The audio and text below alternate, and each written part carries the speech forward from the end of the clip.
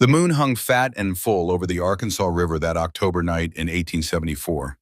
Cole Brennan rode hard through the darkness, his cavalry uniform still dusty from 3 months patrolling the Kansas plains. His Appaloosa Jasper knew the way home by heart. 2 miles to the ranch, 2 miles to Grace, to the warm house, to the life they had built together over 5 years of marriage. Then he heard the scream. It came from the direction of the river, high and desperate, cutting through the cricket song like a knife through silk. Cole kicked Jasper into a full gallop. The riverbank materialized through the cottonwoods, and there in the moonlight he saw her, Grace. Her body floated face down in the water, her dark hair spreading like ink across the silver surface. Her blue dress billowed around her like a collapsed parachute. Cole threw himself from the saddle before the horse even stopped. The cold water hit him like a fist. He waded in, grabbed her, turned her over. Her eyes stared at nothing. Her lips had gone blue. Her skin felt like marble. Cole pulled her to the shore, his hands shaking so hard he could barely grip her. He laid her on the grass and pressed his ear to her chest. Nothing. No heartbeat, no breath, no Grace. His vision blurred. His throat closed. He lifted her hand to his cheek, and that was when he felt it. Bruises, dark purple rings around her wrist, the kind that came from someone gripping hard. Squeezing. Holding. He turned her arm in the moonlight and saw it clearly. A mark. Circular. Like a ring had pressed into her flesh during a struggle. Not a wedding band. Something thicker. Something with a stone. Cole looked at Grace's other hand. It was clenched in a fist. He pried her cold fingers open. Inside, she clutched a single stalk of black barley grass, the kind that only grew south of the river, on Samuel Cross's land. Cole sat there in the mud with his dead wife in his arms and felt something break inside him that would never heal. He did not cry. Could not. The grief was too big for tears. It filled his chest like concrete, heavy and cold and permanent. Behind him, he heard horses approaching. The sheriff, the doctor, neighbors drawn by his horse's frantic arrival in town. They pulled him away from Grace. They wrapped her in a blanket. They asked him questions he could not answer. The next day, Samuel Cross attended the funeral. He wore an expensive black suit and carried a bouquet of white roses. On his right hand, he wore a silver ring with a black stone. Cole saw it when Samuel reached out to shake his hand. The ring that matched the bruise. But Cole said nothing. He had no proof, no witnesses, just a widower's intuition in a piece of grass. The old sheriff ruled it an accidental drowning. Case closed. Investigation ended. Grace Elizabeth Brennan was buried on a hill overlooking the ranch she loved. She was 29 years old. Cole stood at her grave long after everyone left. The wind carried the smell of the river, that same river that had taken her. He made a silent promise. One day, somehow, he would prove what happened. He would find justice for Grace, but that day would not come for 8 long years. The screen faded to black. White letters appeared. 8 years later, September 1882. Dodge City, Kansas woke to brutal heat. By 9 in the morning, the temperature had already climbed past 90 degrees, the kind of heat that made horses irritable and men mean. Front Street bustled with the usual Friday crowd, cowboys fresh off the cattle drives, farmers in for supplies, gamblers heading home after all-night poker games, and Emma Harper carrying a basket of mended shirts. She was 24 years old, thin as a willow branch, with auburn hair she kept pinned tight under a faded bonnet. Her dress had been patched so many times it looked like a quilt. Her hands were rough from constant sewing, fingertips scarred by needle pricks. She walked with her eyes down, shoulders hunched, like a woman trying to make herself invisible. It never worked. The cowboys saw her coming. They always did. "Well, well, one of them drawled from the shade of the Long Branch saloon. "If it ain't Wet Emma." His friends laughed. The sound carried across the street. Shopkeepers looked away. Women pulled their children close and turned their backs. Emma kept walking. She had learned that responding only made it worse. "Hey, Emma." Another cowboy stepped into her path. "What you soaking today? Sweat? Tears? Or you already take a bath in the horse trough?" "I heard she cries so much, her tears could fill the river," a third one added. The nickname had started 8 years ago at her parents' funeral. She had wept openly at their graveside while the whole town watched. The respectable women of Dodge City whispered that it was unseemly. that a proper young woman should show more restraint. That constant crying was a sign of weakness. The name stuck. Wet Emma, the girl who was always dripping something, always soaked, always pathetic. Emma tried to step around the cowboy blocking her path. He moved with her. "Where are you going so fast?" he said. "Got another basket of washing to do? Heard you lost your job at the tailor shop." Emma stopped, raised her eyes, looked directly at him for the first time. "Step aside," she said quietly. The cowboy blinked, surprised. Women did not usually speak to him that way, especially not women like Emma. Poor, orphaned, alone. "Or what?" he said, but his voice had lost some of its edge. "Or next time you need your pants mended, you will have to ride 50 miles to find someone willing to do it." She said it calmly, factually, like she was commenting on the weather. The cowboy stared at her. His friends watched. The street fell quiet. Then slowly he stepped aside, not because he was scared, but because something in her tone demanded a small measure of respect. Emma walked past him without another word. Her heart hammered in her chest, her hands shook. But she kept her spine straight until she turned the corner. That was when her legs almost gave out. She leaned against the wall of the general store and took deep breaths. That was the first time she had ever stood up to them. 8 years of abuse, and she had finally found enough anger to push back. But anger did not pay rent, and she had just lost her only source of income. Ruth Madsen, who owned the tailor shop, had fired her that morning. Not because Emma was bad at sewing. She was excellent, fast, precise, creative. But the other seamstresses complained. They said men stared at Emma too much, that their husbands made excuses to bring clothes to the shop just to see her, that Emma was trouble. Ruth had handed her $2 in back wages and told her not to return. Emma had not argued. What was the point? In Dodge City, a poor orphan girl had no voice, no power, no future. She needed work, any work. Or by next month, she would lose her tiny room at the boarding house. Emma pushed off the wall and headed toward the river. The wooden bridge crossing the Arkansas was old. The planks groaned under every footstep. But it was the fastest way to the west side of town where she might find a ranch wife who needed sewing done. She was halfway across when she heard the crack, the sound of old wood giving way. The plank beneath her right foot splintered and broke. Her leg dropped through the hole. Her basket flew from her hands. Shirts scattered into the air like white birds. Emma grabbed for the railing, but her fingers slipped. Then she was falling.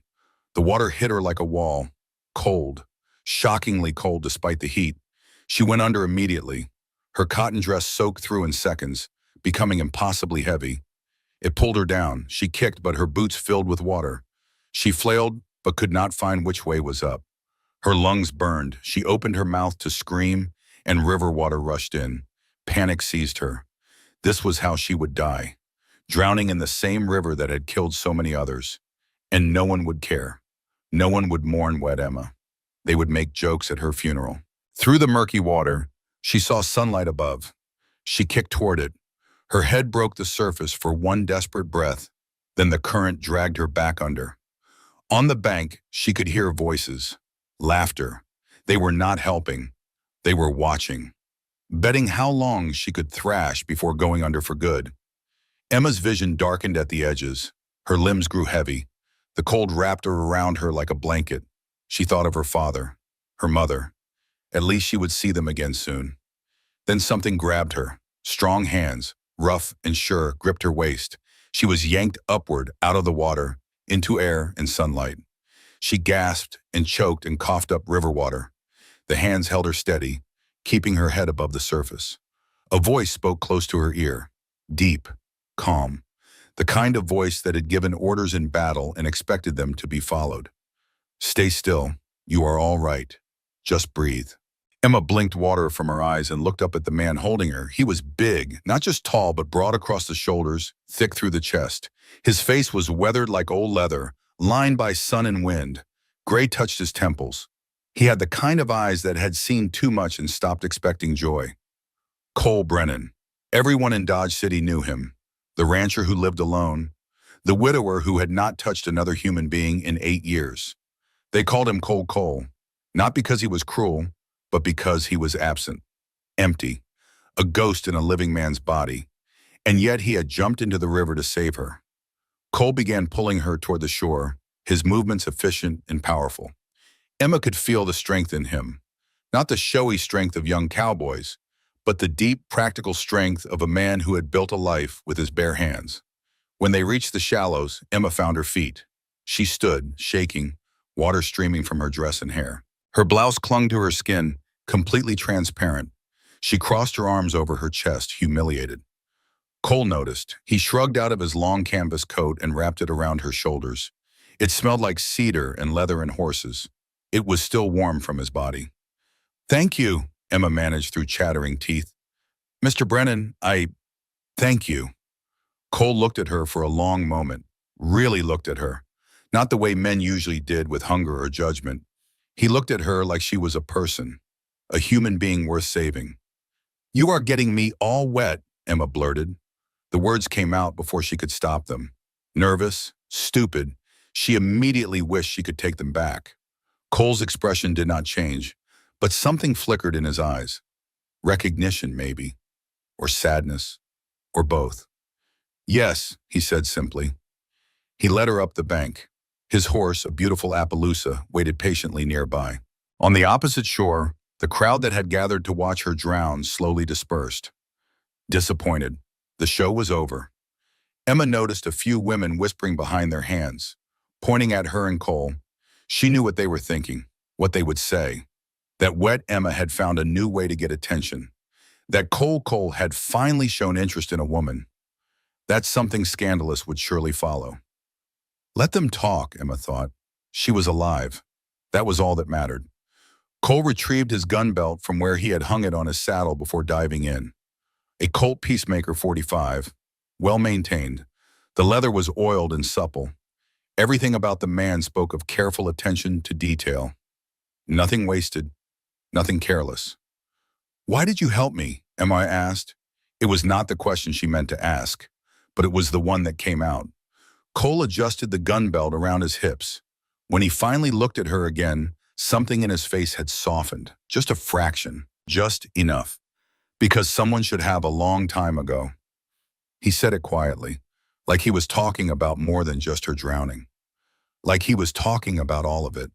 The years of mockery, the isolation, the cruelty of a town that had decided she was worth nothing. Emma felt tears prick her eyes. She blinked them back hard. She would not cry. Not now. Not in front of him. "I should go," she said. "Thank you again." She started to remove his coat, but he shook his head. "Keep it. Return it when it is dry." He swung up into the saddle with the easy grace of a man who had been riding since childhood. For a moment he sat there, silhouetted against the bright sky, looking down at her. Then he tipped his hat slightly and rode away. Emma watched him go. She pulled the coat tighter around herself. For the first time in 8 years, someone had treated her with simple human decency. It felt like a miracle. Samuel Cross stood at the window of his office above the Long Branch Saloon and watched Cole Brennan ride out of town with a dripping Emma Harper wrapped in his coat. His hand tightened on the glass of whiskey he held. Samuel was 48 years old and looked every day of it, not from hard living, but from hard scheming. His face was handsome in a snake oil way, too smooth, too practiced. His smile never quite reached his eyes. He wore expensive clothes bought in Kansas City. A gold watch chain stretched across his vest. On his right hand, a silver ring with a black stone caught the light. Behind him, the door opened. His lieutenant, Deacon, stepped in. Deacon was 40, brutal and loyal in the way a dog is loyal, because it fears the alternative. "Boss," Deacon said, "Brennan just pulled the Harper girl out of the river." "I saw. Want me to do something about it?" Samuel swirled his whiskey, watching the amber liquid catch the sunlight. He remembered Grace Brennan. Beautiful Grace. The woman who had almost been his. The woman who had chosen Cole instead. The woman who had threatened to destroy everything Samuel had built. And now Cole had his hands on Marcus Harper's daughter. Marcus Harper, the geologist who had poked his nose where it did not belong, who had found evidence of Samuel's land deals, who had promised to expose everything until the night his house caught fire with him inside. "No," Samuel said slowly, "not yet. Let me think on this. Deacon waited. He knew better than to leave without being dismissed. Samuel had spent 15 years building his empire in Dodge City. He owned 12,800 acres across 3 counties, land he had acquired through careful forgery, strategic intimidation, and when necessary, permanent removal of obstacles. The land was worth over $200,000. It made him powerful, untouchable, but that power rested on a foundation of lies. Forged deeds, fake signatures, backdated documents. If anyone ever proved it, everything would collapse. Marcus Harper had almost proved it. Grace Brennan had been about to hand evidence to a federal marshal. Both of them died before they could, and now Emma Harper was in Cole Brennan's protection. The two people who had the most reason to dig into the past. The two people who might actually piece together the truth. Samuel drained his whiskey. "Keep an eye on them," he said. "I want to know every time Brennan talks to the Harper girl. Every time they are alone together. Every word. You think they know something? I think they are starting to suspect, and suspicion is dangerous." Samuel turned from the window.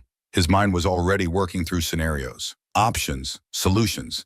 He had not built this empire by being careless. He would not lose it now. "Go," he told Deacon, "and send word to Jack Mercer. I have a job for him." Deacon left. Samuel returned to his window, watching the street below. Dodge City, his city, built on blood and lies and stolen land. He would do whatever it took to keep it. Cole's ranch sat 5 miles west of town, 640 acres of good Kansas grassland split by a clear creek. The house was solid, built from logs in the Scandinavian style. Thick walls, small windows, the kind of structure that could survive a plains winter. Cole led Emma inside. The house was clean but Spartan. No decorations, no personal touches, just furniture and function. It looked like a place where someone existed rather than lived. "Sit," Cole said, gesturing to a chair by the fireplace. Emma sat. Her dress was still soaked, dripping onto the wooden floor. She felt awkward, out of place. This was not proper. An unmarried woman alone with a man in his house. The town would have a field day with fishes. But what choice did she have? Walk 5 miles back to town in a wet dress? Cole disappeared into another room and returned with a thick wool blanket. He handed it to her. "There is a screen in the corner. You can change behind it. I will put your dress by the fire to dry." Emma stared at him. The assumption that she would undress in his house, even behind a screen, should have been offensive. But the way he said it was so matter-of-fact, so practical, like he was solving a problem, not making an advance. "I do not have anything to change into," she said. Cole went to a trunk by the wall and pulled out a shirt. A man's shirt, but clean and soft from many washings. "This will do until your dress dries." He handed it to her and then deliberately turned his back. Walked to the other side of the room, gave her complete privacy. Emma slipped behind the screen. She peeled off the wet dress, shivering in the sudden cold. Then, the shirt he had given her fell to her knees. It smelled faintly of soap and sun. She wrapped the blanket around herself and emerged. Cole took her wet dress without comment and draped it over a drying rack near the fireplace. He added wood to the fire, building it up. "You need work," he said. Not a question, a statement. "Yes." "I need someone who can mend, sew, cook occasionally." He paused. "I can pay $15 a month plus room and board." Emma's breath caught. $15 was more than Ruth Madsen had paid her, and room and board meant she would not lose her housing. "There is a small cabin on the property," Cole continued. "Used to be the bunkhouse before I let the hands go. It is clean, private. Yours if you want it." "Why are you doing this?" Emma asked. Cole poked at the fire, not looking at her. His shoulders were tight, his jaw clenched. "Because Grace would have wanted me to." The name hung in the air between them. Grace, his dead wife. Emma suddenly understood. This was not about her. This was about him. About doing something right after 8 years of doing nothing. "I accept," Emma said, "but I have one condition." Cole turned to look at her, surprised. "Teach me to shoot." His eyebrows rose. "Why? Because the next time I am in danger, I do not want to wait for someone to save me." Cole studied her, really studied her. Emma met his gaze without flinching. She had been weak for 8 years, powerless, dependent on the charity of people who despised her. No more. Cole nodded slowly. Every morning, after breakfast, we will start with a Winchester. He extended his hand to shake on it. Emma took it. His palm was calloused and warm. The handshake was firm, respectful. The handshake of equals, making a deal. For the first time since her parents died, Emma felt something stir inside her chest, something she had almost forgotten. Hope. Sheriff Thomas Webb sat in his office long after sunset, staring at the wall covered in notes. He was 52 years old, a former Texas Ranger with a reputation for patience and thorough investigation. He had been sheriff of Dodge City for 5 years, and for 4 of those years, he had been building a case against Samuel Cross.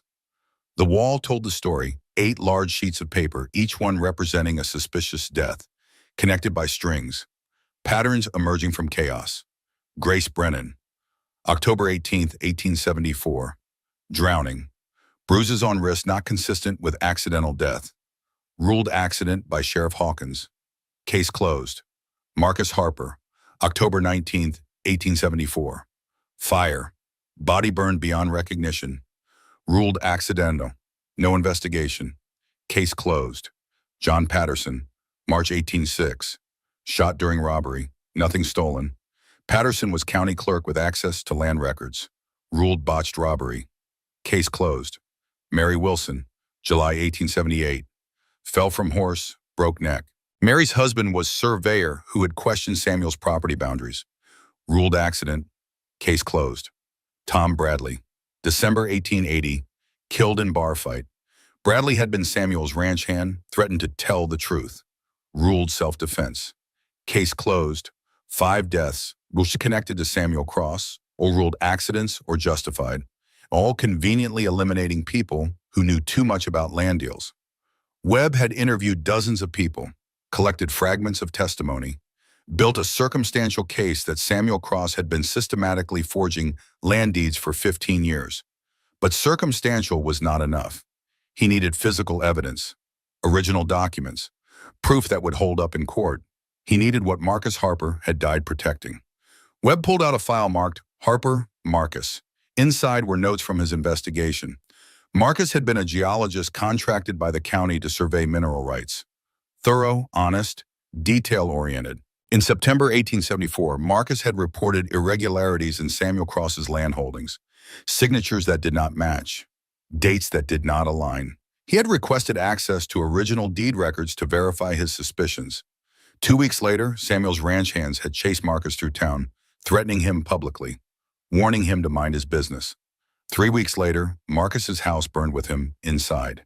His daughter, 16-year-old Emma, survived only because she had been out buying medicine for her mother, who had died 6 months earlier.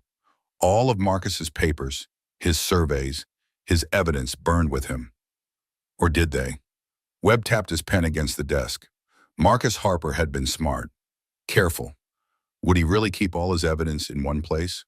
Or would he have made copies, hidden them? A knock interrupted his thoughts. Webb looked up to see Deputy Miller in the doorway.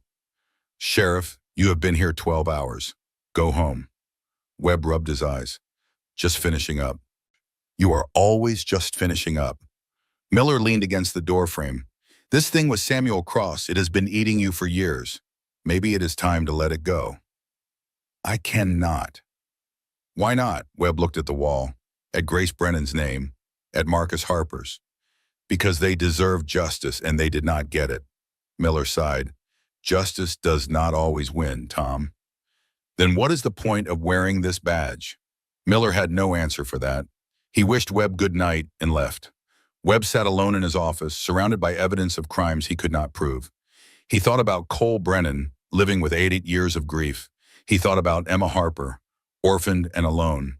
Tomorrow he would ride out to Brennan's ranch, just a social call, check on things, see how the girl was settling in. And maybe, just maybe, find out if Emma Harper knew anything about her father's work. The next morning, Emma woke before dawn in her new cabin. It was small but clean, with a real bed, a wood stove, and a window overlooking the creek. Better than any place she had lived since her parents died. She dressed quickly in her dried dress and walked to the main house. Cole was already awake, coffee brewing, bacon sizzling in a cast-iron pan. "Morning," he said without turning around. "Morning." They ate in comfortable silence.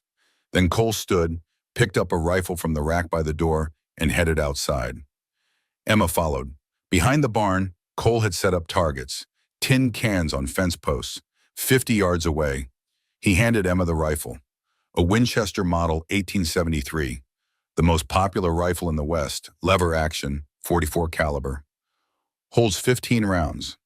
"First rule," Cole said, "never point it at anything you do not intend to destroy, even if you think it is unloaded."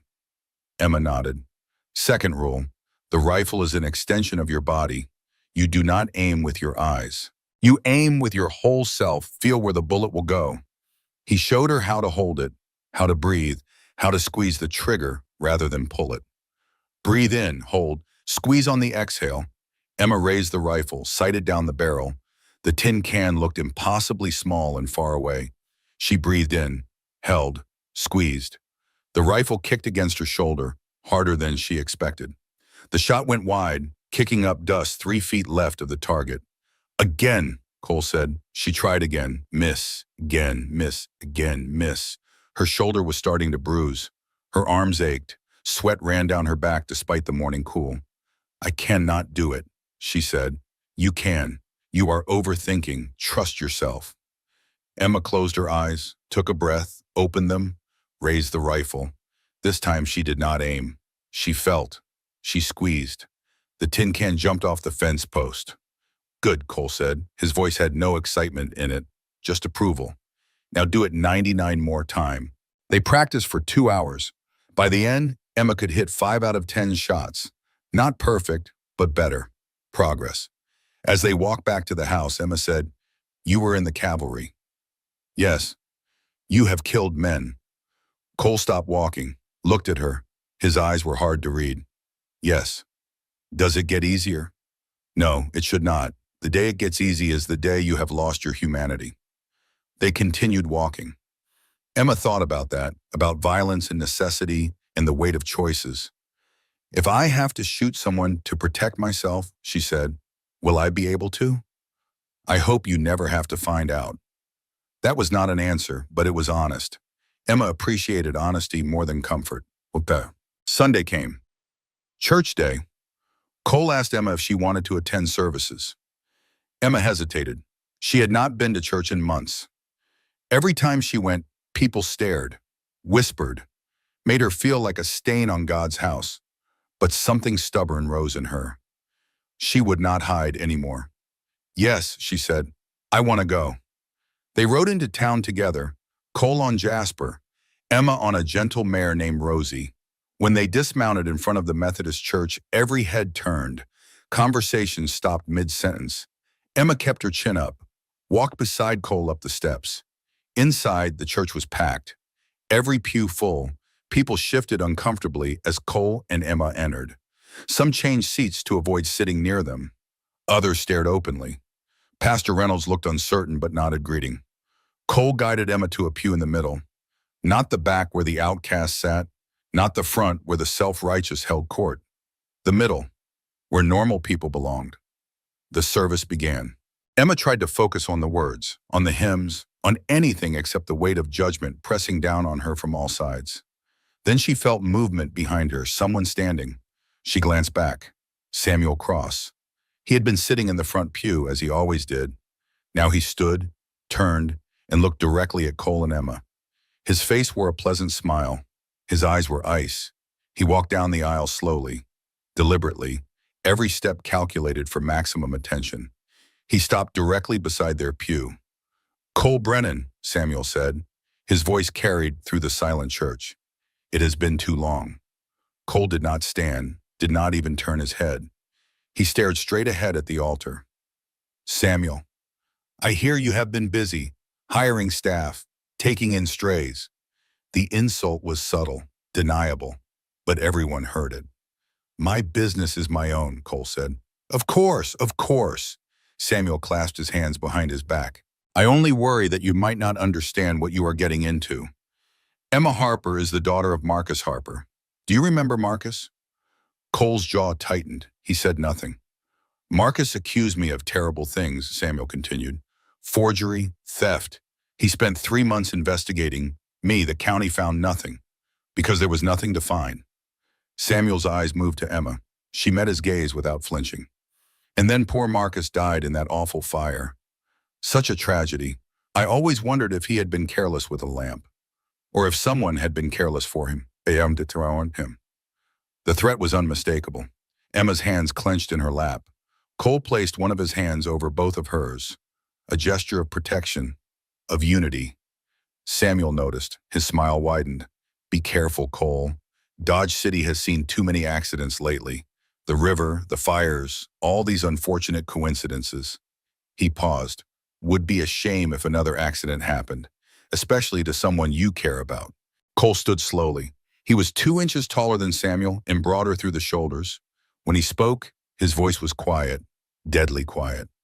You threaten her again. I will forget I am a civilized man. The church went dead silent.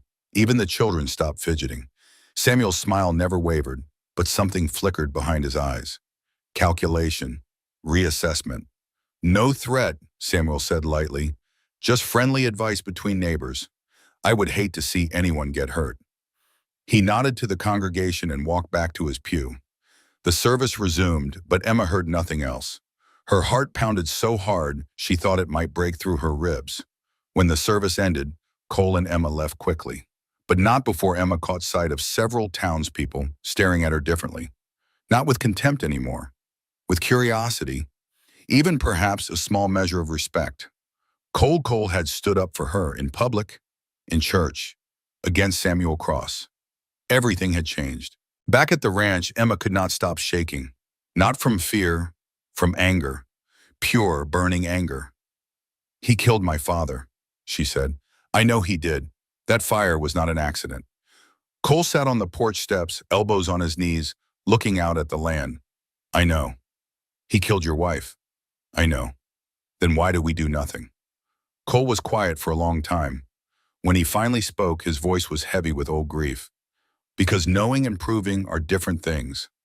I have known for 8 years that Samuel killed Grace, but I cannot prove it. Without proof, justice is just revenge. Emma sat beside him. What if I told you there might be proof, of something at least? Cole turned to look at her. What do you mean? Emma took a deep breath. This was the secret she had kept for 8 years. The one thing she had never told anyone. My father kept a diary, very detailed. He wrote everything in it, his surveys, his discoveries, his suspicions. It burned in the fire. No. Emma met his eyes. That is what everyone thinks. But 2 days before he died, my father gave me a small notebook, told me to hide it somewhere safe, somewhere no one would look. He said if anything happened to him, I should give it to someone I trusted. Cole's expression sharpened. Do you still have it? Yes. Where? Hidden, buried under the floor of my old boarding house room. I never went back for it because I was afraid. Afraid that if Samuel knew it existed, he would kill me too. Cole stood up, his mind already working. What is in it? I do not know exactly. I never read it. I was 16, scared. All I knew was my father said it was important. Evidence of something big. We need to get it. Samuel will have people watching me now, after the church. If I go back into town, someone will report it. Then we wait. We watch. We find the right moment. Cole looked at her. Emma, if that diary has what I think it might, it could be dangerous. Are you willing to risk it? Emma thought about her father, about his honesty, his refusal to look away from wrongdoing even when it put him in danger, about how he had died for doing the right thing. Yes, she said. I am willing. Cole nodded. Then we will do this carefully, properly. We bring in Sheriff Webb. We make sure everything is legal and documented, no mistakes. You think Webb will help? Webb has been trying to build a case against Samuel for years. If we can give him evidence, he will use it. They sat in silence, watching the sun set over the prairie. Somewhere in town, Samuel Cross was planning his next move. Somewhere injustice was being served while justice waited in the shadows. But not for much longer. The screen faded to black as the first stars appeared in the Kansas sky. 3 days passed before Cole decided it was safe to retrieve the diary. 3 days of watching the road. 3 days of noticing strangers loitering near the ranch. 3 days of Emma practicing with the Winchester until her shoulder was one continuous bruise. On the third night, Cole saddled 2 horses in darkness. "We go now," he said, middle of the night, when Samuel's watchers are tired and cold and not paying attention. Emma wrapped herself in a dark shawl and checked the small pistol Cole had given her. A Derringer. 2 shots, close range only, but better than nothing. They rode under a sliver moon. The horses' hooves were muffled with cloth. Cole moved like a ghost, picking paths that avoided open ground. Emma followed, her heart hammering so hard she was sure it echoed across the prairie. Dodge City slept. Only the saloons showed light, and even those were winding down. Cole led Emma through back alleys to the boarding house where she had lived for 8 years. A sad building that smelled of cabbage and loneliness. They tied the horses 2 blocks away and approached on foot. The boarding house had no lock on the back door. It never had. Mrs. Keller, the landlady, was too cheap to install one. Cole eased the door open. The hinges squeaked. They both froze. Listened. Nothing but snoring from upstairs rooms. Emma led the way to her old room on the first floor. The door hung crooked on its frame. Inside, everything was exactly as she had left it. The narrow bed, the cracked mirror, the single window that overlooked an alley where rats fought over garbage. She knelt beside the bed and pulled it away from the wall. The floorboard underneath had a knothole she had used as a finger grip. She pried it up. Beneath was a small cavity. Empty. Emma's breath caught. She reached deeper into the hole, fingers scrabbling. Nothing. The diary was gone. "It was here," she whispered. "I swear it was here." Cole knelt beside her, ran his hand along the edges of the cavity. "Are you certain this is the right spot?" "Yes, I have dreamed of this spot for 8 years. They searched the room, under the mattress, behind the loose baseboard, inside the ancient wardrobe. Nothing. "Someone took it," Emma said, her voice breaking. "Someone found it." The sound of footsteps in the hall froze them both. Heavy boots. Multiple people. Cole's hand went to his gun. The door burst open. 3 men filled the frame, silhouetted against lamplight from the hall. Emma recognized Deacon immediately. Samuel's right hand. The man with dead eyes and quick fists. "Well, well," Deacon said. "Caged you like rats in a trap." Cole moved in front of Emma. His Colt cleared leather in a blur. "Back away." "Relax, Brennan. We ain't here to hurt you. Mr. Cross just wants his property back." "What property?" "The diary. The one she just tried to steal." Emma's mind raced. How did they know? Had they been watching her all this time? For 8 years? Deacon smiled. It was not a pleasant expression. "Mr. Cross has owned this building for 6 years. You think he did not search every room? That diary has been in his safe since 18C." The floor seemed to drop away beneath Emma. 6 years. Samuel had possessed her father's evidence for 6 years, and she had never known. "Why did he not destroy it?" Cole asked. "Insurance. Mr. Cross is a careful man. He keeps evidence of all his business dealings. Never know when you might need leverage. So he keeps proof of his own crimes? Proof of everyone's crimes, including some very powerful people who would not want certain information made public." Deacon's smile widened. "But now that you came looking for it, he knows you are a threat. Time to eliminate threats." Deacon's men moved into the room. Cole's gun tracked them. "One more step and I start shooting," Cole said. "Then you hang for murder. Sheriff will rule it self-defense on our part. You broke into this property, threatened us." It was true, they were trapped. Cole could shoot his way out, but then he and Emma would be outlaws. Samuel would win either way. Emma's hand found the Derringer in her pocket. 2 shots. Not enough. Then a voice came from behind Deacon. "Step aside." Everyone turned. A young man stood in the hallway, maybe 30 years old, lean and nervous. He held a shotgun with shaking hands. Jack Mercer. Emma recognized him, one of Samuel's regular crew. She had seen him in town, always at Samuel's elbow. Why was he here? "Jack," Deacon said, "what are you doing?" "Letting them go." "Have you lost your mind?" Jack's shotgun never wavered. "Maybe, but I am done. Done with all of it. The threats, the violence, the good people dying. You work for Mr. Cross. I work on for a man I thought was building something. Turns out he was just destroying. Difference matters. Deacon's hand drifted toward his gun. Jack pumped the shotgun. The sound was unmistakable. Deadly. Don't, Jack said. I will kill you, Deacon, and I will sleep fine after. The standoff stretched. 5 people in a tiny room, 4 guns, nobody moving. Finally, Deacon spat on the floor. You are a dead man, Mercer. Your sister, too. My sister is already on a train to Colorado. Left this afternoon, you cannot touch her. Deacon's face darkened. Without his leverage over Jack, he had no power. He gestured to his men. They backed out of the room, moving slow, watching for any opening. This ain't over, Deacon said. Yeah, it is, Jack replied. It just took me too long to see it. When the footsteps faded down the stairs, Jack lowered the shotgun. He looked at Cole and Emma. We need to go, now, before Deacon gets reinforcements. Cole still had his gun out. Why did you help us? Jack's face was drawn, haunted. Because I know what Samuel Cross is. I know what he did. I was there the night he killed Mrs. Brennan. The room went silent. Emma felt Cole go rigid beside her. What did you say? Cole's voice was barely a whisper. I did not participate, I swear, but I saw. I was 20 years old, stupid, scared. Samuel told me to wait by the river while he talked to someone. I heard shouting, saw him holding a woman under the water. By the time I realized what was happening, it was too late. And you said nothing. I was a coward. Samuel threatened to kill my mother if I talked. She was sick, dying. I stayed silent until she passed 2 years later. Then I stayed silent because I was already in too deep. Jack's voice broke.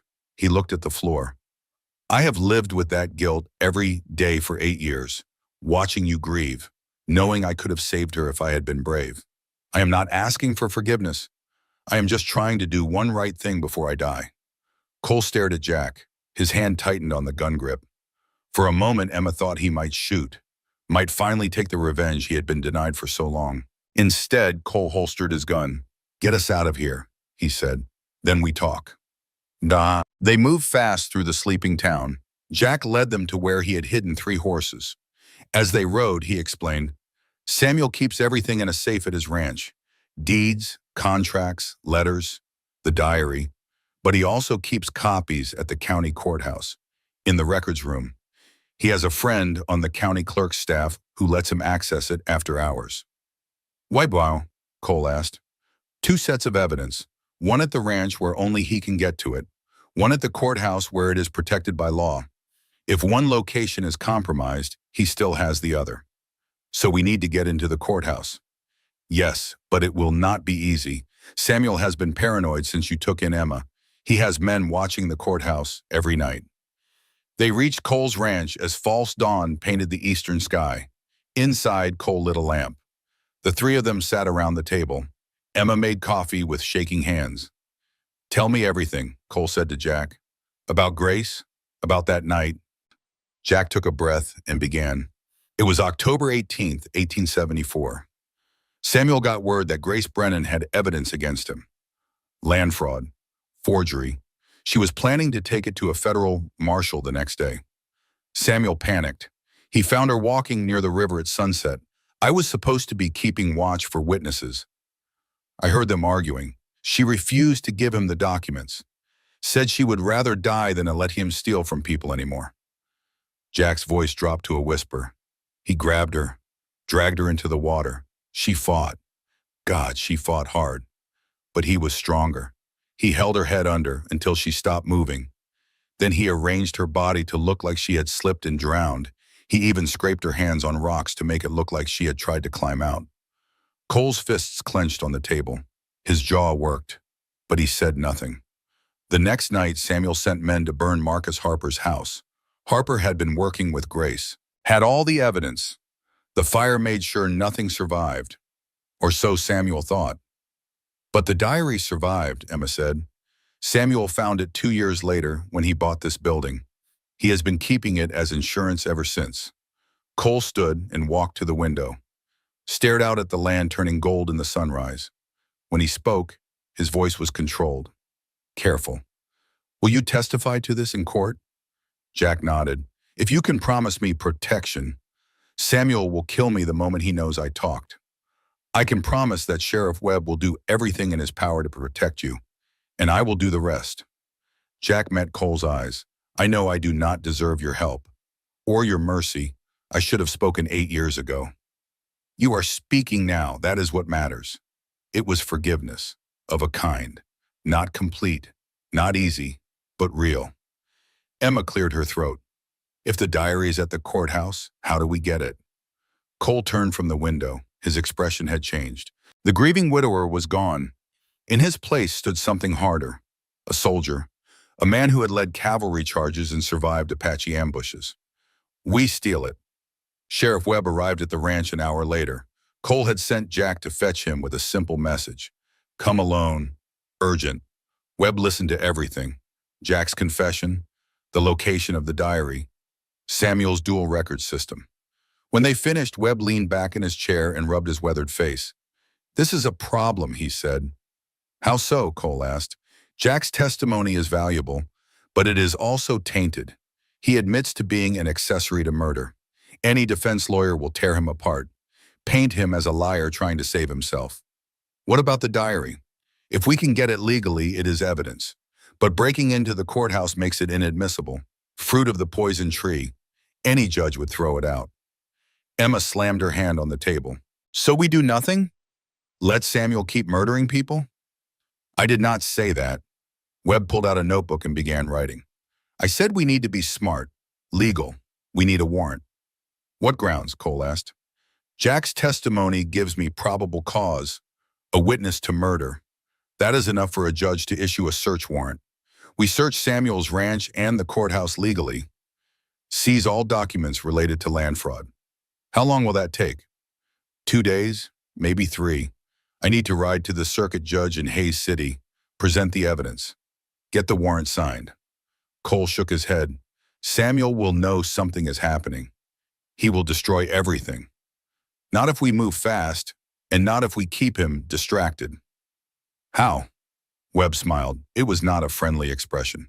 By arresting him for public disturbance. Nothing serious, just enough to keep him locked up for 24 hours while I get the warrant. By the time he makes bail, I will be back with legal authority to search everything. It was a good plan, legal, careful, the kind of plan that would hold up in court. But Emma felt uneasy. Samuel Cross had survived this long by being smarter than his enemies. He would not go quietly into a cell, not without a backup plan of his own. What do you need from us? Cole asked Webb. Stay here, stay safe. Let the law do its job. For once, boss. Cole looked like he wanted to argue, but Webb was right. They had done their part. Now it was time for justice to run its course. Webb stood to leave. As he reached the door, he turned back. Jack, you will need to come with me. Protective custody. I can keep you safe in the jail. Jack nodded. What about Emma? If Samuel knows I am talking, he will go after her next. She stays here, with Cole, and with this. Webb pulled a badge from his pocket and set it on the table. Cole Brennan, I am deputizing you. Legal authority to defend this property and everyone on it. Anyone tries to harm Miss Harper, you have my permission to respond with appropriate force. Cole picked up the badge, turned it over in his hands. It had been years since he had worn any symbol of authority, but he pinned it to his vest without hesitation. I will keep her safe. I know you will. Webb and Jack left together. Emma watched them ride toward town, 2 figures against the morning sun. Do you think it will work? She asked Cole. Webb's plan? It should. It is solid. But Samuel Cross has been winning for 15 years. Men like that do not lose easily. Emma looked at the Winchester leaning against the wall, at the Colt on Cole's hip, at the badge gleaming on his chest. Then we had better be ready for when he tries to win again. Samuel Cross sat in his office above the Long Branch Saloon and listened to Deacon's report. His face showed no emotion. His hands rested calmly on his desk. But inside, mates burned like a forge. Jack Mercer betrayed you, Deacon said. Helped Brennan and the girl escape. He is with the sheriff now, probably talking. Samuel stood and walked to his safe, a massive iron box built into the wall. He spun the combination and opened it. Inside were stacks of documents, deeds, contracts, letters from politicians and judges, evidence of 15 years of carefully orchestrated crimes, and one small leather diary. He pulled it out. Marcus Harper's diary, the only existing proof that Samuel had systematically forged land deeds across 3 counties. The evidence that could send him to prison for the rest of his life, or to the gallows. Samuel had kept it because he believed in insurance, in leverage, in always having something to bargain with. But now it was a liability, a bomb waiting to explode. He could destroy it, burn it, make it disappear. But that would leave the courthouse copies, and he could not get to those without raising suspicion. No, he needed a different solution. "Deacon," Samuel said slowly, "how many men can you gather on short notice?" "Loyal men? Maybe 8. 10 if I call in some favors." "Call them in, every one. Tell them to be ready tonight." "For what?" Samuel turned from the safe. His face was calm, but his eyes held a cold madness that made even Deacon nervous. "If I cannot have Dodge City," Samuel said quietly, "then no one will." That afternoon, Sheriff Webb returned from town. He found Cole repairing fence posts while Emma practiced shooting in the distance. The steady crack of the Winchester echoed across the prairie. "She is getting better," Webb said, riding up beside Cole. "She has natural talent.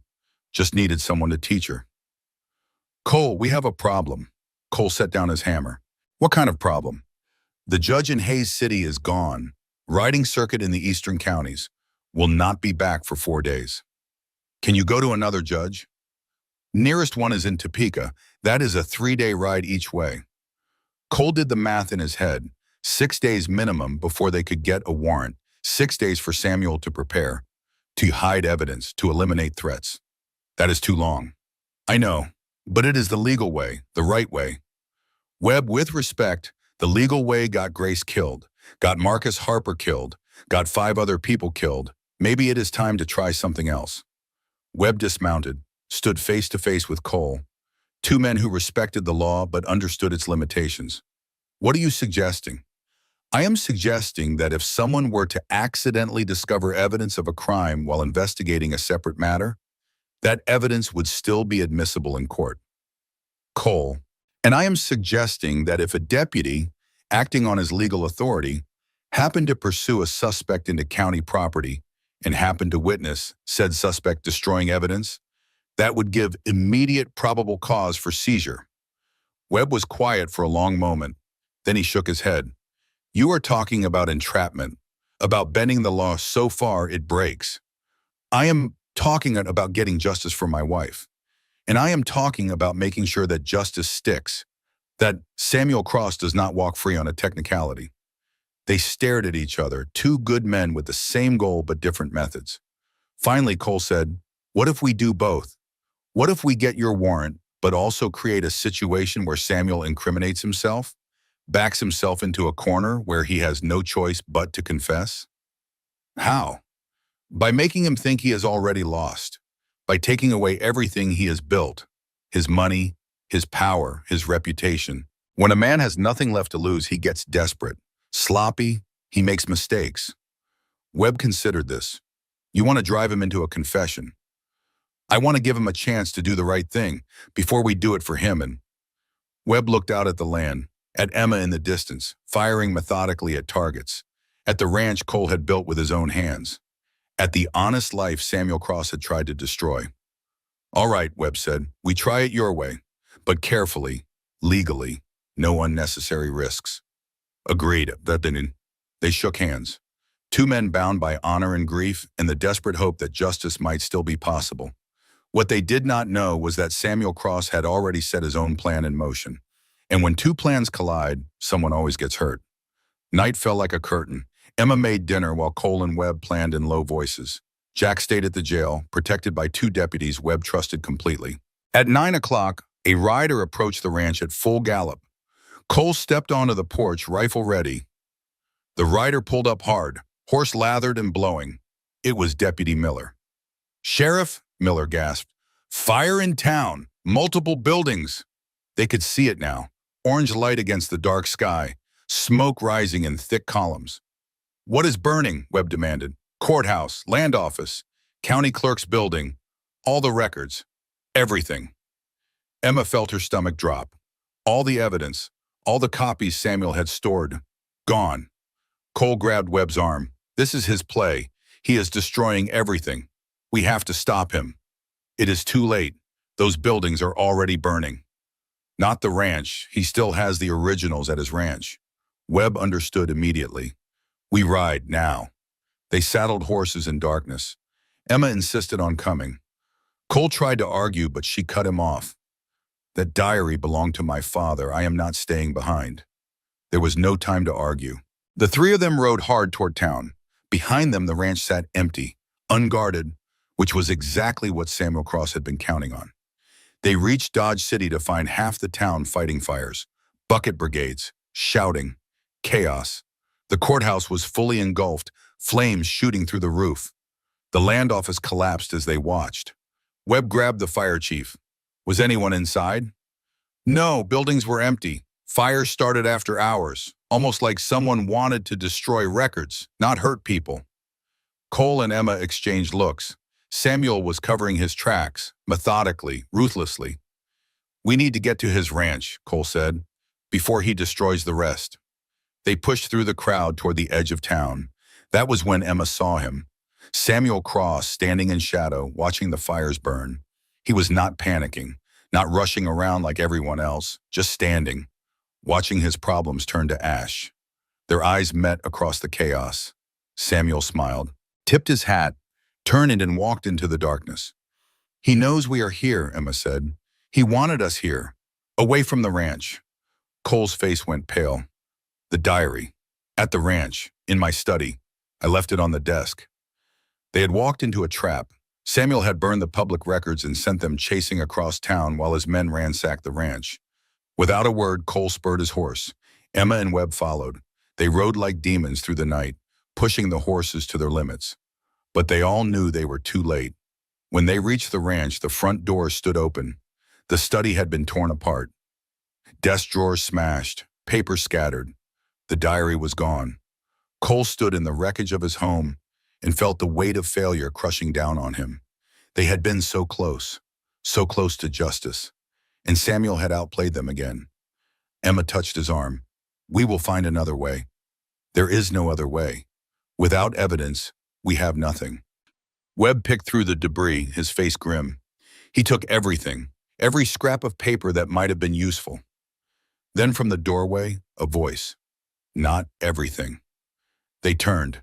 Jack Mercer stood there, bleeding from a cut above his eye. He looked like he had been in a fight. Behind him stood two deputies, equally battered. What happened? Webb demanded. Samuel's men hit the jail, tried to kill me. Your deputies fought them off, but it was close. Jack held up a leather satchel. I grabbed this from evidence storage before we evacuated. Figured you might need it. He opened the satchel. Inside was Marcus Harper's diary, the real one, the one Samuel thought he had destroyed. Emma stared. But that was at the courthouse. We saw it burn. No, I switched it out this afternoon, gave Samuel a fake, kept the real one in the jail safe. Jack smiled weakly. Turns out I learned a few tricks working for a criminal. Cole took the diary with shaking hands, opened it. Page after page of Marcus Harper's meticulous notes. Dates, names, proof of every forged deed, every crime, everything they needed to destroy Samuel Cross. You did this? Cole asked Jack. You saved this? I owed you, owed Grace, owed every person Samuel hurt. Jack swayed on his feet. And now I think I need to sit down. He collapsed. The deputies caught him, blood soaked through his shirt, not just from the cut on his head, from a stab wound in his side. Get him to the doctor, Webb ordered. Now. Emma rushed to Jack's side as the deputies lifted them. She pressed her shawl against the wound. Stay with us, Jack. You hear me? You saved us all. Now let us save you. Jack's eyes flickered open. Blood bubbled at his lips. Diary. Safe? Yes, Cole said, kneeling beside him. Because of you. Good. Jack's voice was barely a whisper. Tell Sarah, tell her I finally did something right. You will tell her yourself. Emma said fiercely. Jack managed a weak smile before his eyes closed. As they carried Jack away, Cole looked at the diary in his hands, then at Emma, then at Webb. "We end this," Cole said, "tonight, before Samuel can run or hide or hurt anyone else." Webb nodded. "Agreed. I will gather every man I can trust. We arrest him at his ranch, legal, official, with overwhelming force. And if he resists, then we respond accordingly."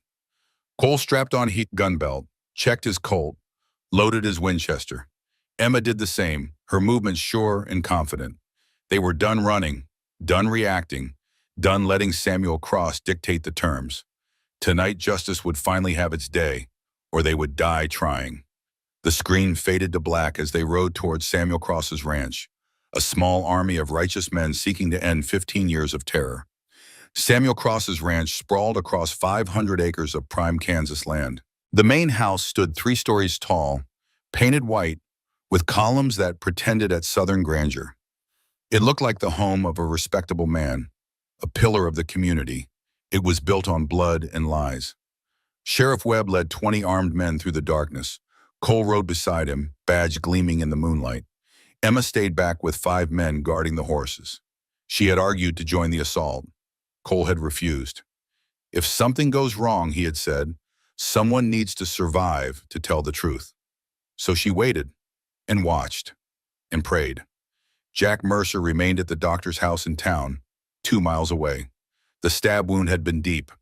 Dr. Morrison said it would be weeks before Jack could walk without pain. Webb had posted Deputy Miller to guard him. The young man who had turned against Samuel Cross deserved protection. And Jack had information that could still help convict Samuel if the diary somehow disappeared again. Emma thought of Jack lying in that narrow bed, pale and weak. He had saved them all. Now they had to finish what he started. The men surrounded the house. Webb called out through a speaking trumpet. "Samuel Cross, this is Sheriff Thomas Webb. You are under arrest for land fraud, murder, and conspiracy. Come out with your hands raised." Silence, then laughter from inside the house. Samuel's voice carried through an open window. "On what charges, Sheriff? You have no evidence. It all burned tonight. Every scrap." Webb pulled the diary from his coat. "Not all of it. Marcus Harper's diary survived.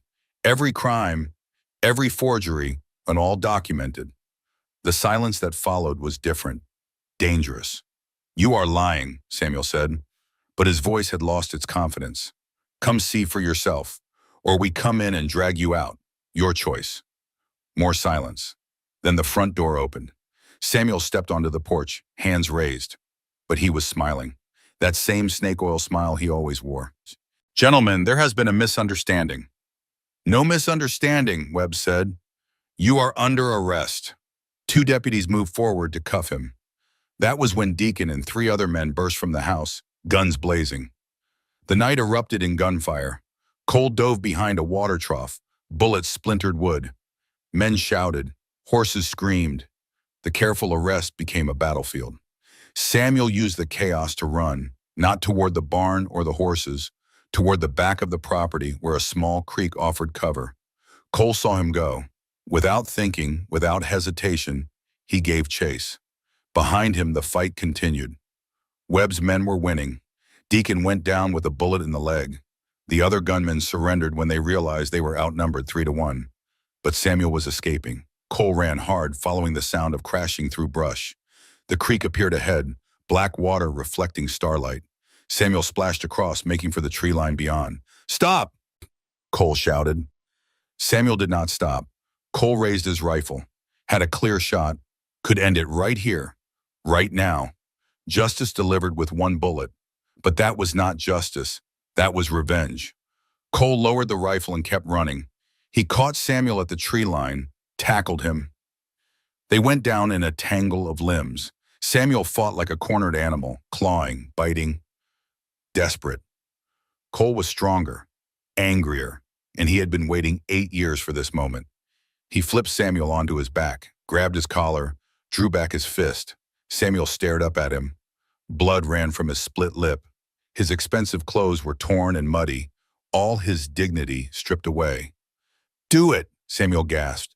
"Kill me. Prove you are no better than I am."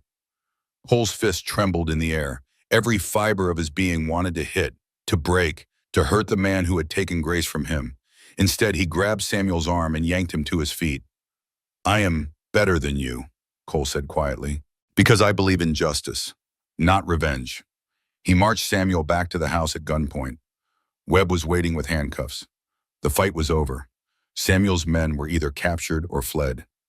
Blood stained the porch steps, but no one was dead. As Webb cuffed Samuel, the man spoke. His voice was different now, desperate. "You think you have won? You think this ends with me?" He looked directly at Cole. "There are bigger men than me, more powerful, men who will not let you destroy what we built." "What are you talking about?" Webb demanded. "Ask yourself who approved all those land deals. Who signed off on the county records? Who made it possible?" "You forged signatures." "Some, not all. I had partners, silent partners, men with real power." Webb's eyes narrowed. "Names?" Samuel smiled, blood on his teeth. "James Blackwood, Kansas State Senator. He owns 40% of the land I acquired. We split everything. He provided political protection. I provided the dirty work." The name hit like a physical blow. James Blackwood was one of the most powerful men in Kansas. Connected, wealthy, untouchable. "You are lying," Webb said. "Am I? Check the land records that did not burn. The ones in Topeka. You will see shell companies, Blackwood Enterprises, Blackwood Holdings, all connected to me, all complicit." Cole felt something sink in his chest. They had caught Samuel. But if his claims were true, the corruption went much higher, and men with power did not go down easily. Samuel saw their expressions, laughed. "You can arrest me, put me on trial, but Blackwood will never see the inside of a cell. He will bury you, all of you, just like he helped me bury everyone else." Webb dragged Samuel to his feet. "We will see about that. Load him in the wagon." As deputies led Samuel away, Webb turned to Cole. "If Blackwood is involved, this just got a lot more dangerous." "How dangerous?" "The kind where witnesses disappear before trial, where judges suddenly rule in favor of the defense, where evidence goes missing from locked rooms." Cole looked at Emma, still waiting with the horses, still vulnerable, still in danger. "Then we move fast," Cole said, "before Blackwood knows what hit him." They locked Samuel in the Dodge City Jail, guards on duty around the clock, no visitors without Webb's approval. The trial was set for 2 weeks out. Time for a circuit judge to arrive from Topeka. Cole and Emma returned to the ranch at dawn. Neither had slept. They sat on the porch watching the sun rise, too exhausted to do anything but exist. "Is it over?" Emma asked. "Samuel is locked up. His men are scattered. But Blackwood, we will deal with Blackwood." "Emma, you heard what Samuel said. Blackwood is a senator. He has resources we cannot imagine. So did Samuel, and he is in a cage." Cole wanted to believe her, wanted to think that right would triumph, but he had seen too much of the world to trust in easy victories. That afternoon, 2 days after Samuel's arrest, Sheriff Webb rode out to the ranch that afternoon. Sheriff Webb rode out to the ranch. Was grim. "We have a problem." "What now?" Cole asked. "Blackwood knows. Federal marshals tried to arrest him in Topeka this morning. He lawyered up within an hour. He has already sent lawyers, expensive ones. They are claiming Samuel's confession was coerced, that the diary is inadmissible because of how it was obtained, that we violated Samuel's rights. We did everything legal, technically, but they are finding loopholes, and they are good at what they do." Emma stepped forward. "What about Jack's testimony? He witnessed Grace's murder." "Jack is currently in the doctor's office with a stab wound. Any defense lawyer will argue he is unreliable, that he is making deals to save himself." Cole felt frustration building. "So what do we do?" "We need more. We need to prove Blackwood's connection. Show the jury this is not just Samuel. This is systemic corruption." "How do we do that?" Webb pulled out a telegram. "I contacted a federal marshal in Topeka, a friend of mine from Texas Ranger days, asked him to investigate Blackwood's business dealings. He is on his way here now. If we can tie Blackwood directly to the fraud, we can bring federal charges." "When does he arrive?" 3 days. 3 days. An eternity when powerful men were working to destroy evidence and eliminate threats. We need to keep Emma safe, Cole said. If Blackwood thinks she knows too much. Already ahead of you, I am posting 2 deputies here, armed guard, around the clock. It was something, but Cole had learned that guards could be bribed or killed. Safety was an illusion when fighting men who had everything to lose. That night, he gave Emma his best rifle and a bandolier of ammunition. Sleep with this beside you. Anyone comes through that door without knocking. You shoot first and ask questions never. Emma took the rifle. Her hands were steady now. 3 weeks of practice had transformed her from frightened girl to capable woman. Cole, I need to tell you something. What? If something happens to me, if Blackwood's men come and you cannot stop them, do not blame yourself. You gave me more in 3 weeks than the whole town gave me in 8 years. Nothing is going to happen to you. But if it does, I want you to know I am not afraid anymore. You taught me that fear and courage can exist together, that doing the right thing matters more than staying safe. Cole looked at this woman who had walked into his life, soaking wet and desperate, who had shown him that life could still hold purpose, that justice was worth fighting for even when the cost was high. Emma Harper, he said slowly, when this is over, when Samuel hangs and Blackwood falls and the world is right again, I would very much like to court you properly. Emma smiled, the first real smile he had seen from her, full of warmth and hope and possibility. Cole Brennan, I would very much like that. They stood on the porch in the gathering darkness, 2 broken people finding healing in each other's strength. Whatever came next, they would face it together. The attack came 2 days later. Emma was in town buying supplies. Cole had argued against it. Webb had assigned 2 deputies to escort her. It should have been safe. It was not. Emma emerged from the general store carrying a sack of flour. The street was busy, midday crowd, women shopping, men conducting business. Normal. Then 2 men stepped out from the alley. Professional, cold-eyed, not local talent. These were hired killers. One grabbed Emma from behind. Strong hands clamped over her mouth. The other moved to help drag her into the alley. Emma did not scream, did not freeze. Cole had taught her better. She dropped the flour, drove her elbow back into the first man's ribs, heard him grunt. His grip loosened. She spun and brought her knee up hard into his groin. He went down. The second man drew a knife. Emma ran, not away, toward the crowd, toward witnesses, toward help. The man with the knife followed, caught her by the dress, yanked her back. The blade came up. Then a shotgun blast echoed through the street. The man with the knife staggered. Blood spread across his chest. He dropped the knife and fell. Jack Mercer stood 10 feet away, shotgun smoking. 2 weeks had passed since the night at Cole's ranch. The doctor had finally cleared Jack for light duty yesterday. No running, no lifting, no fighting, Dr. Morrison had warned. But Jack had ignored all 3 rules today. His shirt showed fresh blood seeping through the bandage wrapped around his torso. The wound had reopened, but Emma was alive. That was all that mattered. He had been watching the street from the hotel window across from the general store. Webb had assigned him to surveillance duty. Just watch, Webb had said. That is all. But when Jack saw the 2 men move toward Emma, he grabbed his shotgun and ran. Every step tore at his healing wound. Every breath brought sharp pain. He did not care. The first attacker tried to run. Jack tracked him with the shotgun. Move and you are next. The man froze, hands raised. Deputies came running, took him into custody. Jack lowered the shotgun. His face was pale, sweating. The exertion had reopened his wound. Fresh blood soaked through the bandages. He swayed. Emma caught him before he fell. You should be resting, she said. Could not. Knew Blackwood would try something. Had to be here.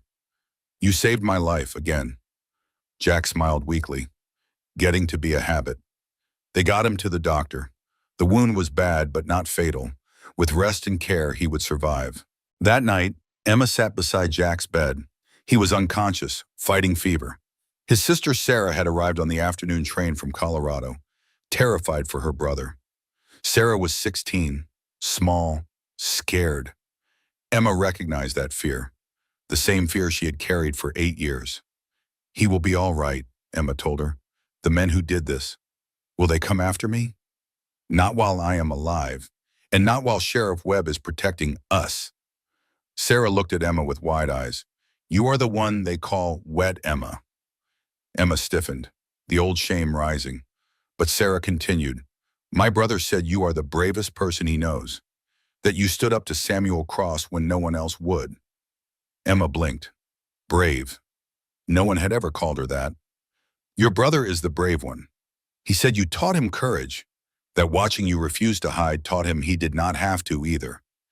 Emma felt tears sting her eyes. All those years of mockery, of abuse, of walking with her head down. And somehow, without knowing it, she had inspired someone. When Jack wakes up, Emma said, tell him thank you for everything.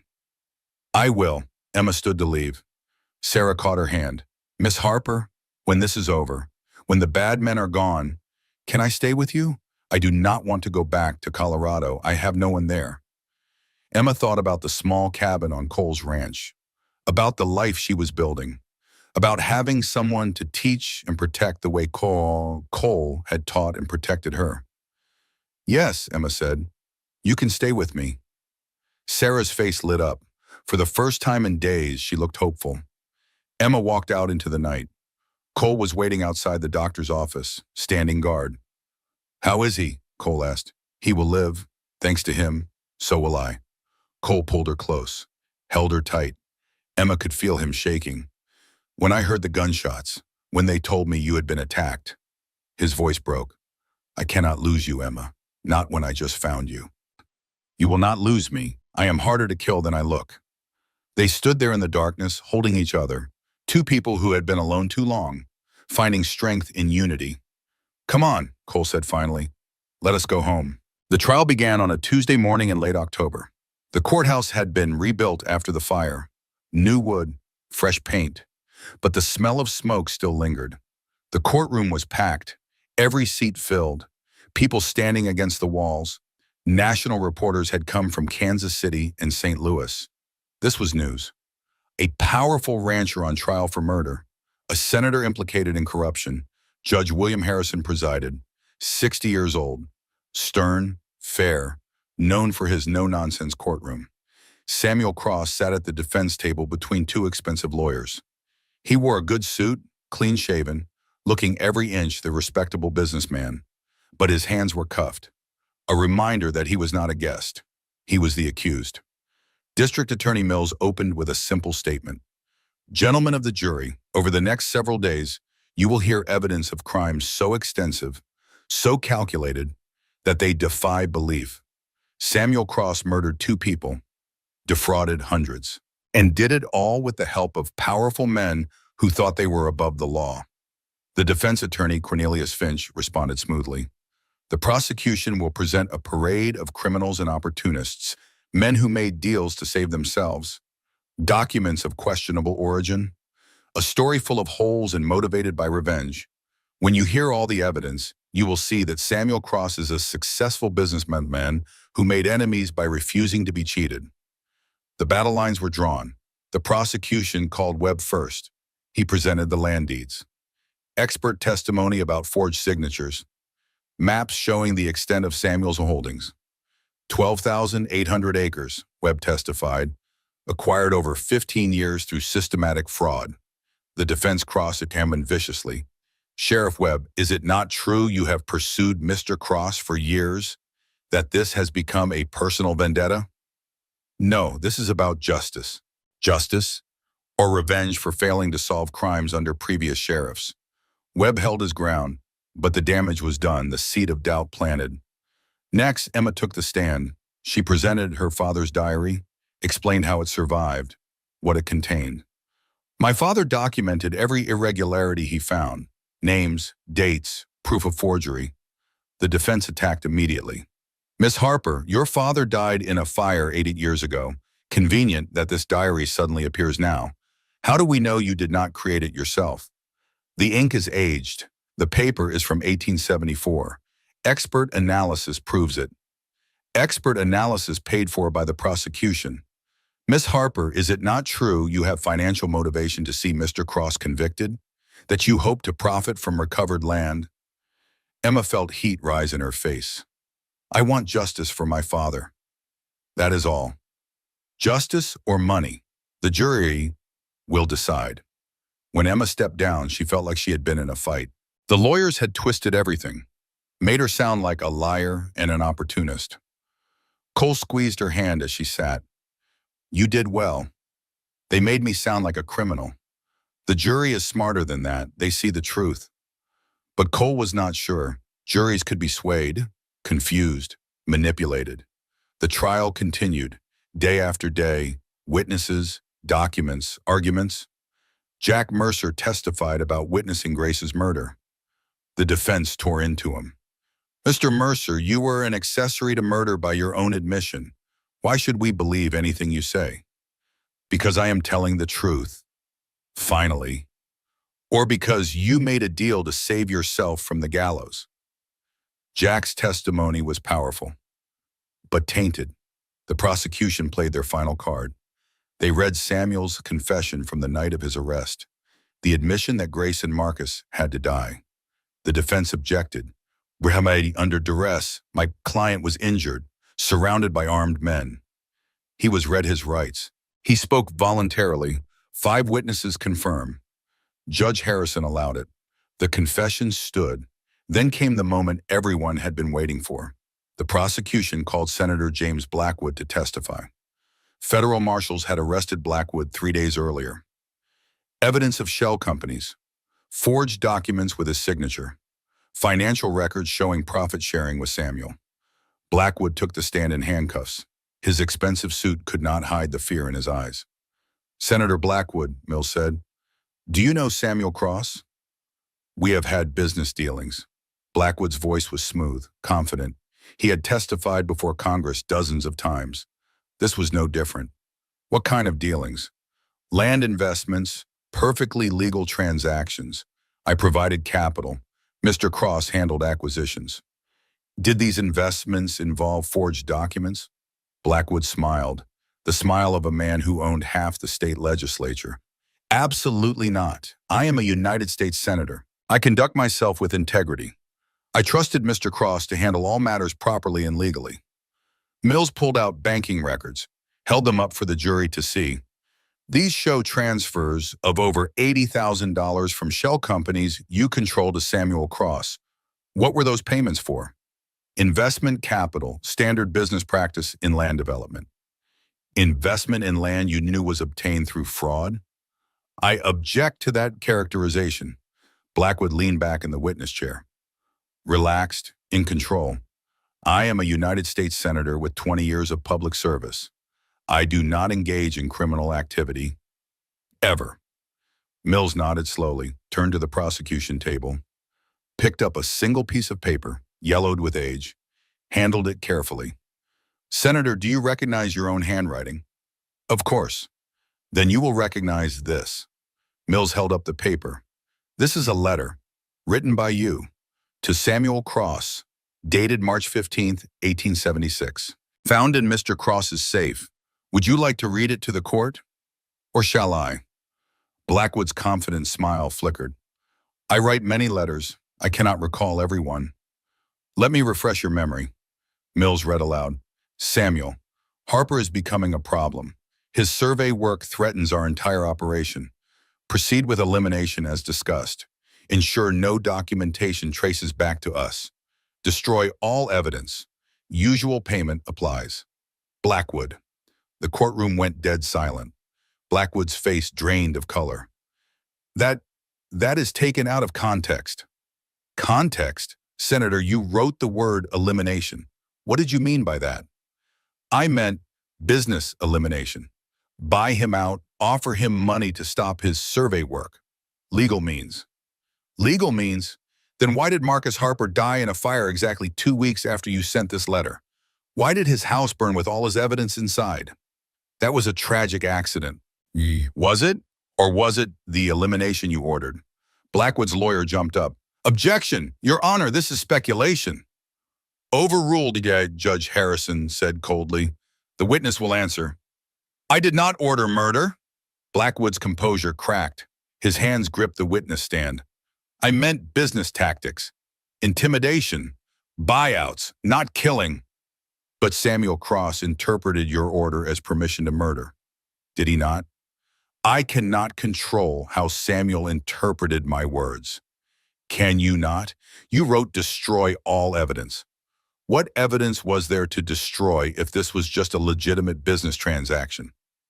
Silence. Mills pressed on. Senator, did you know that Samuel Cross murdered people who threatened your land schemes? I had suspicions. Suspicions or certainty? Blackwood's lawyer stood again. Your Honor, my client wishes to invoke his Fifth Amendment right against self-incrimination. Too late, Judge Harrison leaned forward. He has already provided testimony. He opened this door. Senator Blackwood, you will answer the question or I will hold you in contempt. Did you know Samuel Cross was murdering people? Blackwood's hands shook. Sweat beaded on his forehead. His political career, his reputation, his freedom, all hanging by a thread. Yes. The word came out, broken, defeated. I knew. The courtroom erupted. Gasps, shouts. Judge Harrison's gavel cracked like gunfire. Did you profit from these murders? Mills demanded over the noise. I profited from the land. Blackwood's voice was hollow now, empty. I did not ask how Samuel acquired it. I simply accepted the money. Accepted blood money. I never killed anyone myself. No, you just paid Samuel Cross to do it for you. How many people died so you could get rich, Senator? 5, 10, more. Blackwood slumped in the chair. I do not know. I never asked. I did not want to know. Samuel Cross, watching from the defendant's table, smiled. If he was going down, he was taking Blackwood with him. The word hung in the air. A confession from a sitting senator. The gallery exploded in whispers and gasps. Samuel Cross slumped in his chair, his last hope gone. The defense had nothing left. The jury deliberated for 3 hours. Cole and Emma waited in the courtroom, holding hands, barely breathing. When the jury filed back in, every face was grim. Have you reached a verdict? Judge Harrison asked. We have, Your Honor.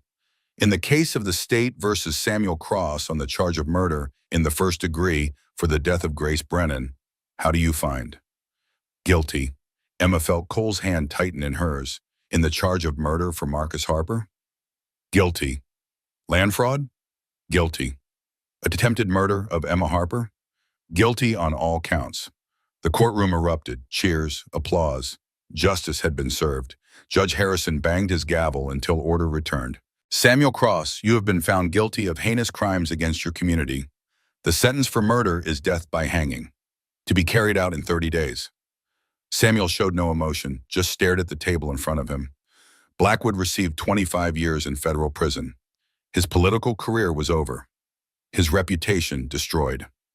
Outside the courthouse, a crowd gathered. People who had lost land to Samuel's schemes, families of the dead, citizens tired of corruption. They cheered as Samuel was led to the jail. Some threw rotten vegetables. Others just watched in silence, finally seeing justice done. Emma stood with Cole, watching it all. She should have felt triumphant. Instead, she felt tired, drained, too much emotion over too many days. It is over, Cole said softly. Is it? Samuel will hang. Blackwood will rot in prison. The land will be returned to rightful owners. Yes, it is over. Emma leaned against him. What happens now? Now we live. The way Grace and Marcus would have wanted. 30 days later, Samuel Cross was hanged in the public square. Cole attended. Emma did not. She had no desire to watch a man die, even a guilty one. The execution was quick, professional. Samuel's last words were simple. I regret nothing. Even at the end, he could not admit he was wrong. Jack Mercer recovered from his wounds. His sentencing hearing came a week after Samuel's execution.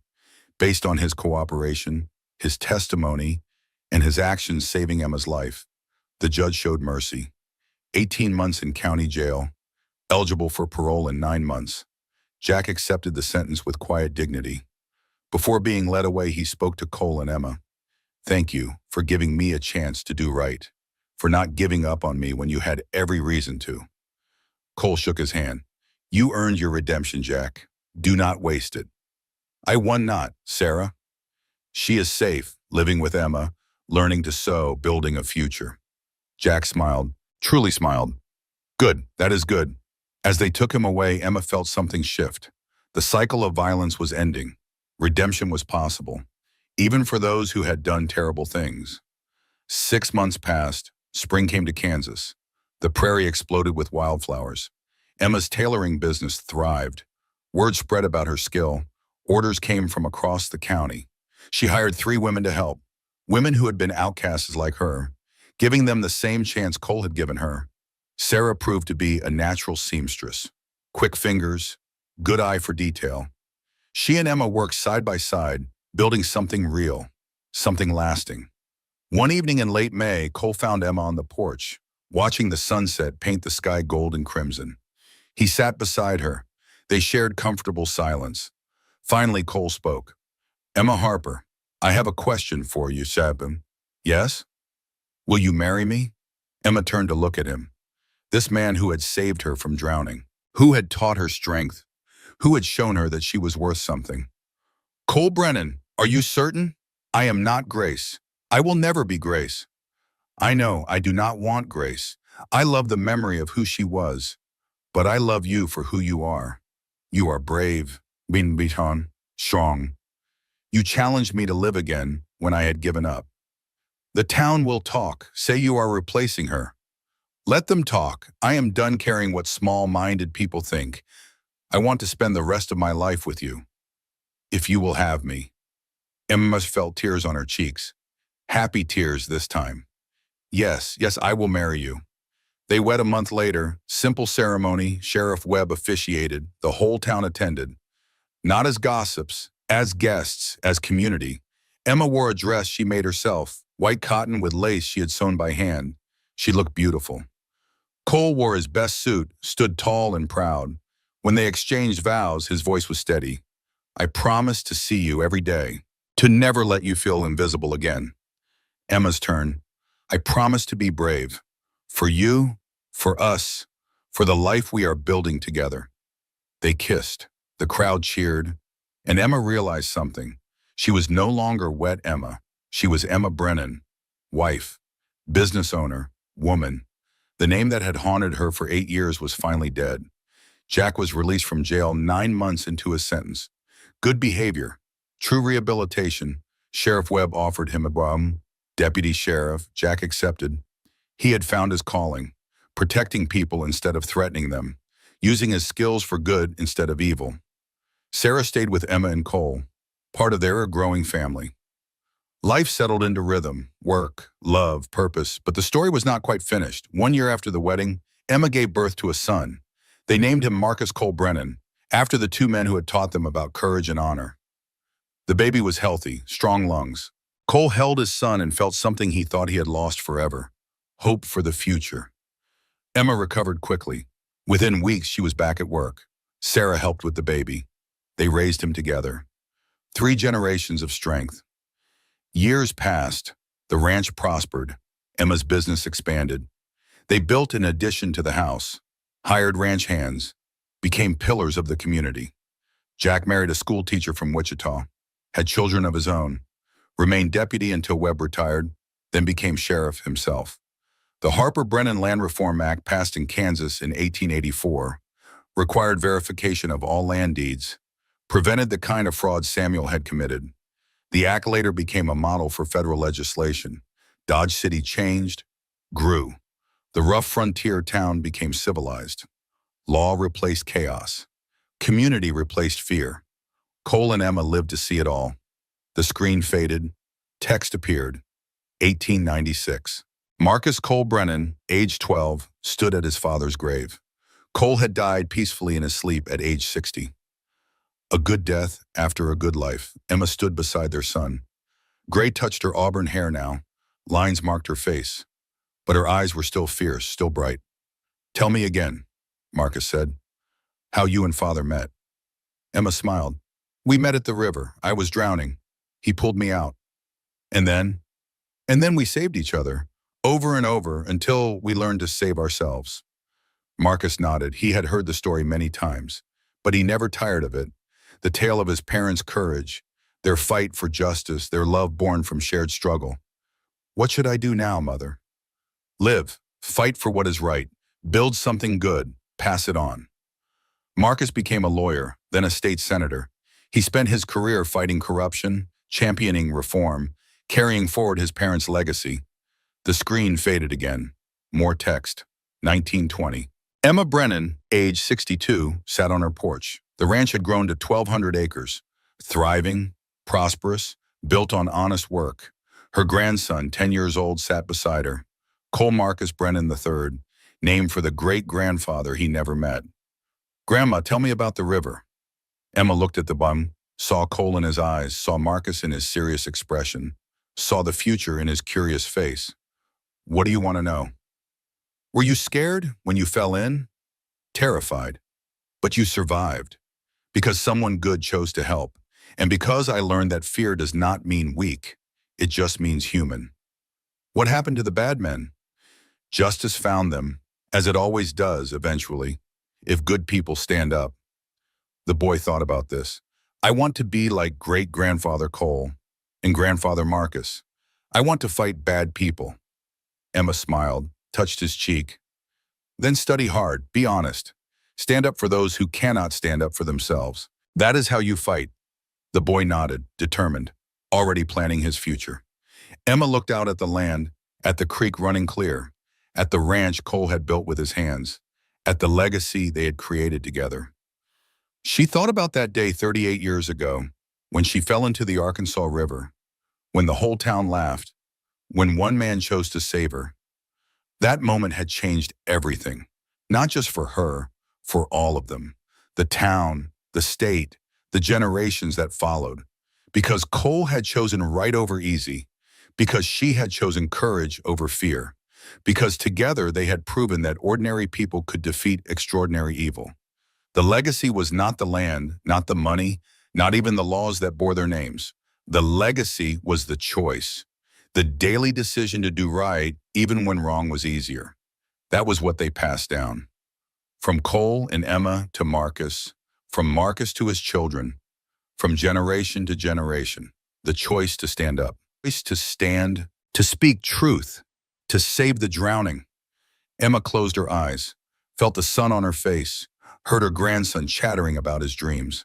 She thought of Grace, of Marcus Harper, of Jack Mercer, of all the people who had fought and sacrificed and survived. They were not forgotten. Their stories lived on, in the land, in the laws, in the choices of those who came after. That was immortality, not living forever, but mattering forever. Emma smiled. The screen slowly faded to black. White text appeared one final time. In memory of all those who stood up when standing was dangerous, who spoke truth when silence was safer, who saved the drowning when others watched and laughed. May we have their courage. May we honor their sacrifice. May we pass their legacy forward. The screen went dark. The story was over. But the message lived on. In every viewer who chose courage, in every person who stood up for the powerless, in every generation that refused to let injustice win. Cole and Emma's story was finished. But stories like theirs happen every day. Wherever good people choose to act, wherever ordinary courage defeats extraordinary evil. The river still runs through Dodge City. It has claimed many lives over the years, but it has also witnessed redemption, healing, new beginnings. Water destroys, but water also cleanses. The Arkansas River that took Grace Brennan and nearly took Emma Harper also brought them together, gave Cole a reason to live again, gave Emma the strength to fight. From tragedy came triumph. From drowning came salvation. From the cold depths of the river came warmth and hope and love. That was the lesson. That was the legacy. That was the story worth telling. Not because it was unique, but because it was universal. The struggle between right and wrong. The choice between fear and courage. The power of one person to change another's life. Emma Brennan died in 1924 at age 66. She was buried beside Cole on the hill overlooking the ranch. Their graves faced east, toward the rising sun, toward hope.